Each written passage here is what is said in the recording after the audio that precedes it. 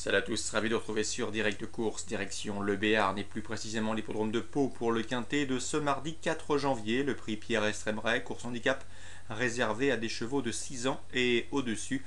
Sachez qu'ils seront 18 au départ de cette rencontre. Mon préféré sera le numéro 11, Mon Diamant, qui peut se targuer d'avoir remporté cette épreuve il y a 2 ans, en 2009. Sachez également que pour sa rentrée, après presque 9 mois d'absence, il a pris une excellente place de 3e dans une course référence disputée sur ce parcours. Bref, cet élève de Jean-Yves Arthus, confié pour l'occasion à Christophe Pieux, dispose de très sérieux arguments à faire valoir. Numéro 11, Mon Diamant, mon préféré. Ensuite le 14, Panzaraderi, une jument régulière présentée par Jacques Ortet.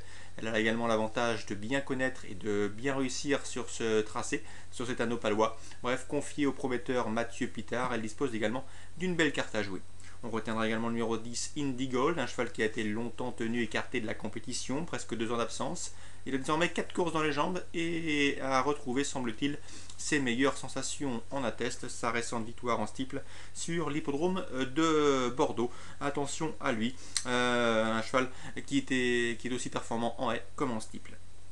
Je retiendrai également le numéro 3, Moby, qui lui a remporté la course référence disputée le 16 décembre sur ce parcours. Il est devancé plusieurs de ses adversaires du jour. Un cheval qui doit pouvoir confirmer ce succès. Il est confié, ce pensionnaire de François-Marie Cotin, à l'excellent Jonathan Plouganou. Ensuite le 15, Nam Apre, l'attention à cette compétitrice, présentée par Loïc Manceau. Elle aussi a été tenue écartée de la compétition pendant pas mal de temps. Elle retrouve progressivement ses bonnes sensations.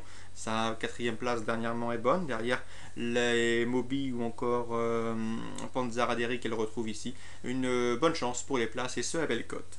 Ensuite, on fera attention, numéro 5, Belle José, qui partira parmi les outsiders de cette épreuve. Pourtant, j'ai pu m'entretenir avec son mentor, Cyriac Diard. L'interview sera disponible sur Canal Turf Radio. Eh bien, sachez qu'il est confiant. Il nous a tout simplement dit que sa jument était au top, que la dernière fois, elle est tombée, mais il faut lui pardonner cette mésaventure, car c'est une bonne sauteuse. Elle était encore bien en course au moment de cette chute. Donc attention à elle, elle revient en haie avec des prétentions. Cyriac Diard nous a dit tout simplement que le parieur qui ne la glissait pas dans un jeu quintet prenait un risque. Donc sachez-le, le 5 Belle José est capable de venir pimenter les rapports. On retiendra également le numéro 17, Clenny Girl, présenté par Jean-Pierre Totin. Cette jument de 7 ans était aussi performante en steeple. Elle vient de courir sur le steeplechase. Elle revient ici avec des prétentions. Elle sera, sachez-le, munie de hier pour la première fois, un paramètre qui est destiné à la motiver. Ensuite, le numéro 7, Rajat Briand, également un outsider dans cette épreuve. Lui, il fait également bien Pau. Il a été longtemps arrêté. Patrice Quinton m'a confié qu'il avait du mal à le retrouver pleinement. C'est un cheval de qualité.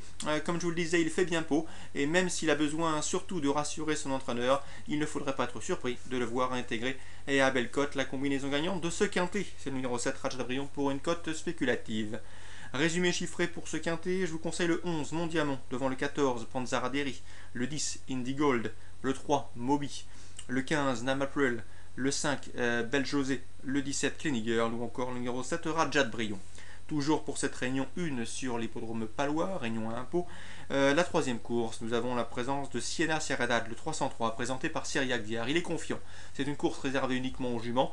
D'après lui, la sienne dispose d'une toute première chance à défendre. Donc on fait confiance à Cyriac Diard avec le 303, Siena Serenade. Je me suis penché sur cette course.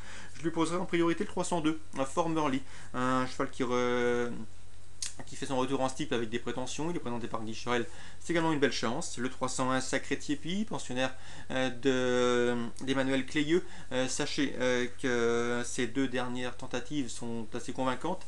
Elle reste sur 2 podiums assez encourageants qui l'autorisent ici à briller.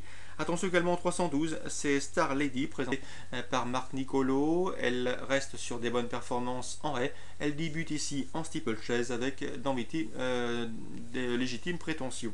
Donc dans la 3e, le 303, Siena Serenade, pour une éventuelle place à belle cote, à tenter pourquoi pas en jeu simple placé. Pour un couplet, 302, 301, 303, 302, 301, 312. La 6e, je rachèterai également le 611 Ténor des Pictos. Il est tombé lors de ses débuts sur les obstacles, mais attention, il faut le racheter, car Grégoire Lenders m'a toujours dit que c'est un cheval qui avait le potentiel pour s'illustrer dans cette discipline. On fera également confiance au 603 Zig Jorien, auteur de débuts encourageants, 3e pour ses débuts en haie sur cet anneau. Et le 610 Vendôme, un cheval à l'évidence perfectible, qui devra accuser des progrès sur sa tentative de début. Donc dans la 6e, on tentera le 611, le 603 et le 610.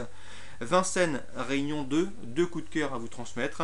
Le 606, Unica Stelloise, elle m'avait bien plu lors de ses débuts à Cordemais, elle avait gagné avec aisance.